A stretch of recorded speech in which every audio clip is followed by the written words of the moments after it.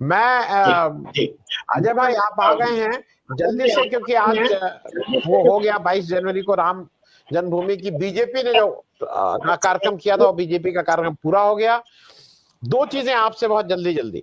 एक तो वहां एक शिखर का निर्माण, जब शंकराचार्य ने कहा था शिखर का निर्माण नहीं हुआ है अभी, ये तो दिव्यांग मंदिर है, तो बांस बल्ली लगा के एक शिखर बना दी गई। तो पहली चीज तो ये लोगों को भुलावा देने का कि कोई बच्चों का खेल है क्या कि आपने बांस बल्ली लगा के शिखर बना दी। दूसरा, ये बीजेपी का एक नैरेटिव है कि जो वहां नहीं आया वो रामद्रोही है, वो देशद्रोही है, वो हिंदू। ये अडानी जी कहाँ रह गए थे आज? अडानी जी नहीं दिखाई दिए, बाकी तो अंबानी जी, सब्जी लोग दिखाई दिए। तो अडानी जी क्या शंकराचार्य की गद्दी लेने चले गए हैं कि वो पांचवें शंकराचार्य होने जा रहे हैं? क्योंकि अडानी जी के बिना तो मामला नहीं बना। अडानी जी कहाँ रह गए थे? जरा अडानी जी के बारे में भी पूछ लूं कि क्या वो हिंदू विरोधी हो गए या देशद्रोही हो गए या रामद्रोही हो गए? अडानी जी नहीं दिखे। और ये जो आधा अधूरा काम किया गया इस पे, और आज के ओवरऑल उस पे एक आपकी टिप्पणी।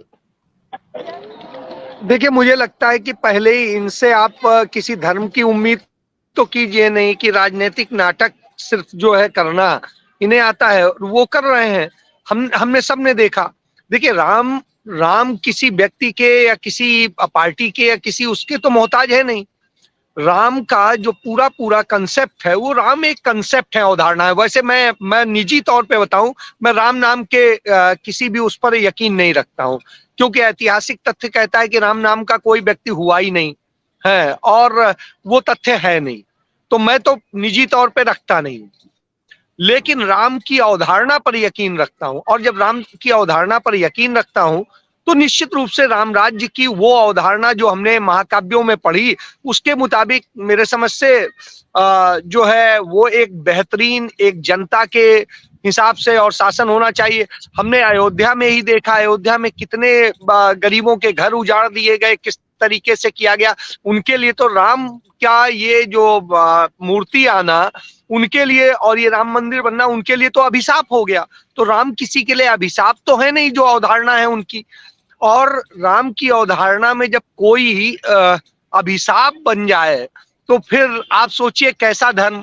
और फिर यदि आप धर्म ही मानते हैं तो सनातन धर्म में शंकराचार्य से बड़ा कोई नहीं, और शंकराचार्यों ने जो कहा था उसको आप भुलावा बना करके एक ड्रामा बनाने के लिए आपने टेंट का शिखर बना दिया। टेंट का शिखर बनाने से तो होता नहीं है, क्योंकि शिखर शिखर होता है और शिखर पे फिर चढ़ा नहीं जाता इस तरीके से।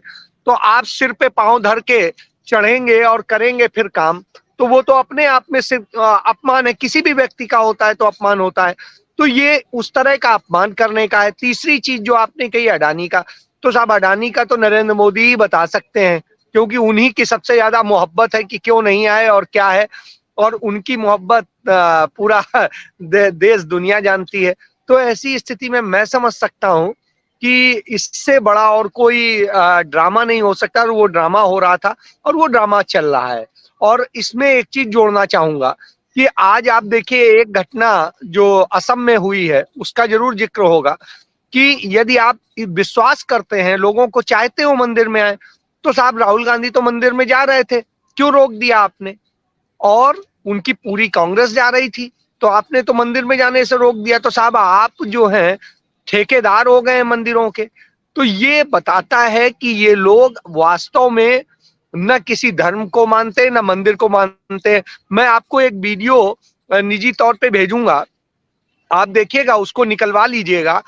और भारतीय जनता पार्टी के चंडीगढ़ कार्यालय में राम मंदिर के डिब्बे बन रहे हैं, और उन डिब्बों में वही बने हुए लड्डू भरे जा रहे हैं। तो साहब वहीं पे लड्डू भरे जा रहे हैं और लोगों के यहाँ भिजवाए जाएंगे कि देखिए अयोध्या से लड्डू आ गए।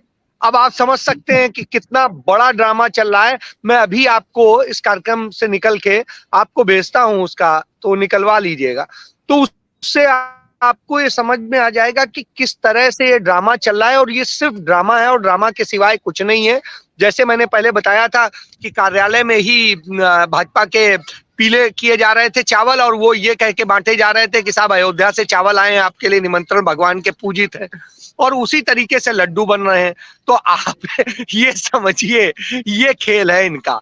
तो इनका न कोई धर्म है, न कोई इनका अपना ईमान है।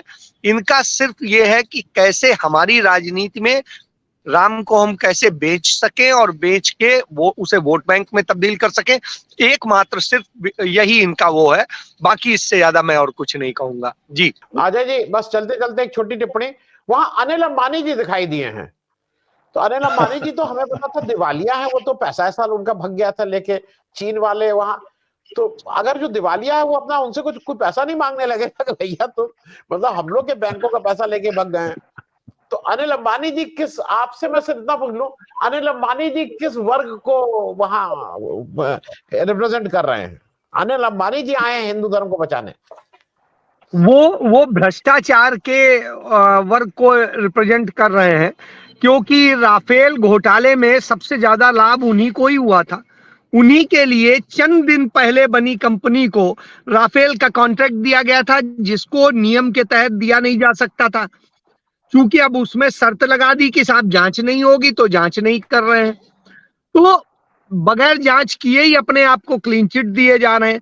तो ये स्थिति, तो ऐसे ही लोग उन्हें पसंद आएंगे, वही लोग आएंगे। राम की अवधारणा उन्हें पसंद नहीं आएगी। राम को यदि वो पसंद करते तो वो, आप एक चीज समझिए आनंद भाई, कि मैंने अयोध्या में किसी अपने एक मित्र को कॉल किया और वो वहां के प्रभावशाली व्यक्ति हैं, वहां के उनके ग्रैंडफादर सांसद रहे, विधायक रहे, सब कुछ रहे। और साहब, और राम मंदिर के आंदोलन में भी उनका बड़ा योगदान था। जब पहली बार जब प्रतिमा रखी गई थी तो उसमें भी उनका योगदान था। और मैंने अभी उनके पोते से पूछा तो उसने कहा हम तो अपने यहाँ कुछ गुजरातियों की सेवा कर रहे हैं, वहां तो जाने का अनुमति नहीं है उस तरफ। यानी अयोध्या के लोग राम का यदि जन्म मानते हैं तो साहब अयोध्या के लोग नजरबंद हैं, उन्हें वहां जाने की इजाजत नहीं है। तो इससे आप समझ सकते हैं कि क्या माहौल है और क्या चीजें हैं। तो पूरा पूरा जो प्रायोजित ये पूरा एक खेल है, ड्रामा है, उस ड्रामे को बस देखिए और उसमें मजा लीजिए। मदारी अपना खेल दिखा रहा है और उस खेल का मजा लीजिए। इससे ज्यादा इसमें और कुछ नहीं मुझे दिखाई देता है। और वो मदारी पूरे देश भर से तालियां बजवा रहा है इस नाम पे, क्योंकि आप राम को मानते हैं, राम के प्रति आपके मन में आस्था है, और उस आस्था को कैसे वो खरीदे बेचे, और यही पूरा कुल मिला के खेल चल रहा है।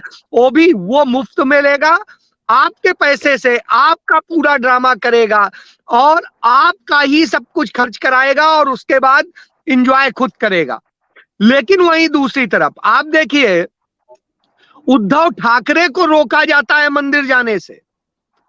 ये तमाम सारी चीजें हैं कि ये सब जगह एक चीज देखने को मिल रही है लगातार कि मंदिर अब इनकी बपौती हो गई है। तो यह उदाहरण दिखता है कि अयोध्या वासी यदि अपने राम के, जिन्हें वो मानते हैं, उन राम के जन्म पे नहीं जा सकते हैं तो भय प्रगट कृपाला दीन दयाला कौशल्या हितकारी। तो साहब वो हो गया, वो किस्सा सिर्फ नरेंद्र मोदी के लिए है। जी ठीक है। मैं चलते चलते बता दूं, एक व्यक्ति का मुझे बहुत इंतजार था क्योंकि उनको पैरोल दी गई है, राम रहीम जी को। राम रहीम जी को, क्योंकि उनको सारे कार्यक्रमों के लिए दिया जाता है, लेकिन और ये इलेक्शन से रिलेटेड मामला था, मुझे लगा कि शायद वो भी यहाँ दिखाई दे जाएंगे। लेकिन क्योंकि उत्तर प्रदेश के बागपत में इस समय वो अपना डेरा डाले हैं पैरोल पे, लेकिन वो शायद इलेक्शन के स्टार कैंपेनर हैं, वो इन सब जगह नहीं आते हैं जब डायरेक्ट इलेक्शन होता है, शायद ऐसा मुझे लगता है।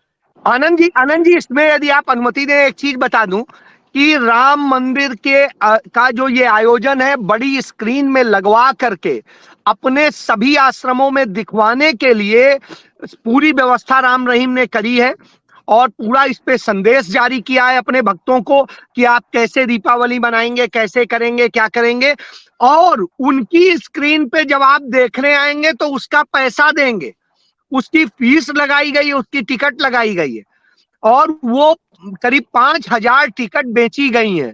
तो ये ऑफिशियली है, इसलिए मैं बता रहा हूं कि ये चीजें हैं। तो आप, ये धंधा जो राम का है वो धंधा चल रहा है साहब। जी जी।